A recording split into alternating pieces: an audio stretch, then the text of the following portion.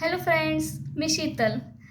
मी जसं काल तुम्हाला सांगितलं होतं, की मी दररोज एक व्हिडिओ घेऊन येणार. ती फक्त 5 ते 10 मिनिटाची असेल आणि त्यामध्ये मी एखाद्या ठिकाणी वाचलेलं किंवा एखाद्या पुस्तकात, ग्रंथात वाचलेलं किंवा व्हिडिओ ऐकलेली, एखाद्या फिलॉसॉफरची व्हिडिओ ऐकलेली किंवा एखाद्या ठिकाणी मी ऐकलेलं वाक्य, की जे वाक्य अध्यात्म आणि पैसा ह्या दोघांच्या बेसवर असेल आणि त्या वाक्यात त्या वाक्याला मी एक्सप्लेनेशन करून सांगेल, की जेणेकरून त्याचा फायदा तुम्हाला तुमच्या लाईफमध्ये होणार आहे. तर आज मी तुम्हाला जे वाक्य सांगणार आहे ते माझ्या मते बऱ्याच जणांनी ते नाव ऐकलं असेल. परमपूज्य पांडुरंग शास्त्रीजी आठवले. हो, स्वाध्याय परिवारातले.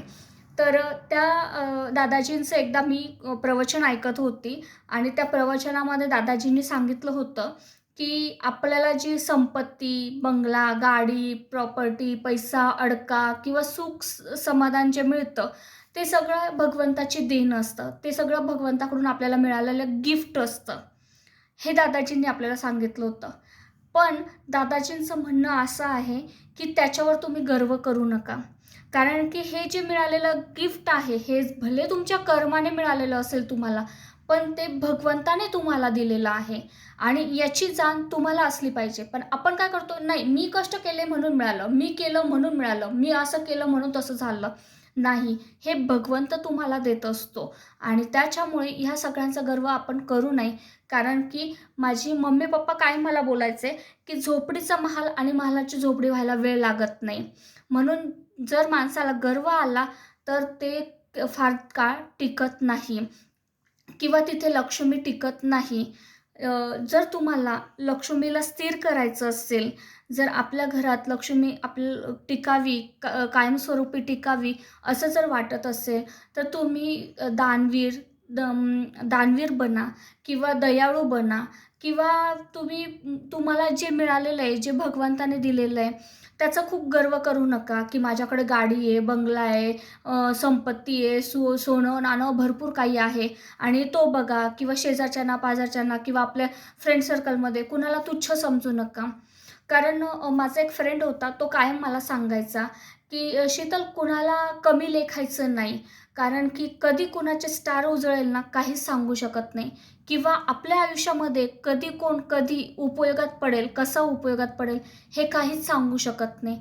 त्याच्यामुळे कधीच कुणाला कमी लेखायचं नाही." कारण असं असतं ना, की काही लोकं अशी असतात, की त्यांच्याकडे काहीच नसतं, पण ते त्यांच्या कष्टाने, भगवंताच्या विश्वासावर, स्वतःच्या विश्वासावर खूप मोठी-मोठी बनतात.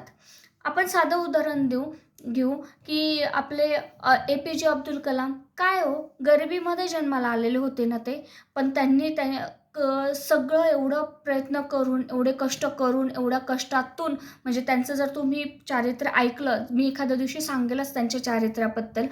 पण जर तुम्ही ऐकलं त्यांच्याबद्दल किंवा वाचलं, तर अक्षरशः तुमच्या डोळ्यात पाणी येईल, इतकं त्यांनी स्ट्रगल केलेलं आहे लाईफमध्ये. पण एवढे मोठे माणूस झाले ते, अक्षरशः भारताचे राष्ट्रपती होऊन गेले, एवढं इस्रोमध्ये त्यांनी एवढे मोठमोठे कामं केलेले, पण त्या माणसाला कधीच गर्व नव्हता.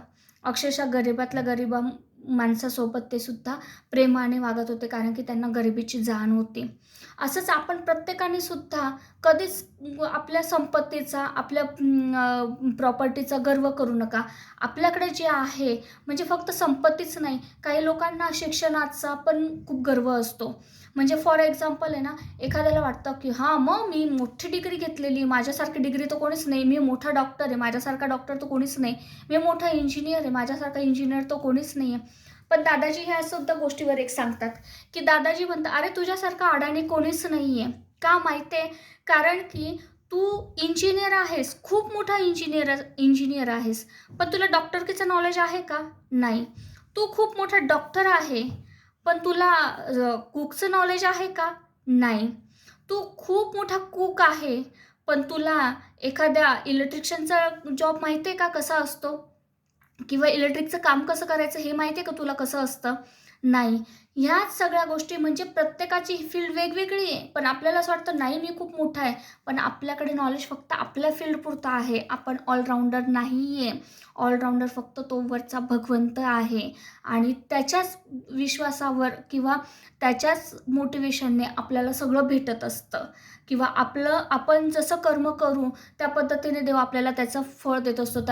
पद्धतीने आपल्याला त्याचं गिफ्ट देत असतो. म्हणून जास्तीत जास्त चांगली कर्म करा आणि चांगली कर्म करण्यासाठी जास्तीत जास्त चांगलं ऐका, चांगलं वाचा, चांगलं बोला आणि जर त्याच्यासाठी तुमच्याकडे वेळ नसेल तर माझी रोज ही फक्त 5 ते 10 मिनिटाची व्हिडिओ बघा की जेणेकरून तुम्हाला त्यातनं चांगलं काहीतरी एक नॉलेज मिळत जाईल आणि तुम्ही हळूहळू या लाईफमध्ये चेंजेस करू शकतात. तुम्ही मोटिवेट होऊ शकतात आणि तुम्ही जर कोणी डिप्रेशनमध्ये असेल तर त्या डिप्रेशनमधून बाहेर येऊ शकतात.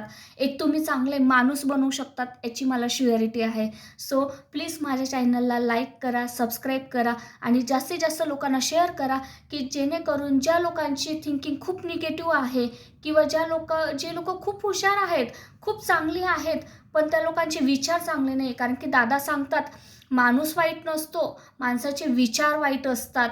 म्हणून त्या माणसाचे विचार बदलण्याचा प्रयत्न करा आणि मी ह्याच माध्यमातून ते करण्याचा प्रयत्न करते आहे. सो तुम्ही तर तुमचे विचार बदलाच, पण तुमच्यासोबत अजून तुमचे नातेवाईक, फ्रेंड सर्कल किंवा तुमच्या आजूबाजूची लोकं त्यांचाही विचार बदलण्याचा प्रयत्न करा. त्यासाठी त्यांना माझी यूट्यूब चॅनल सबस्क्राईब करायला सांगा, माझी व्हिडिओ लाईक करायला सांगा आणि जास्तीत जास्त लोकांना शेअर करा. थँक्यू.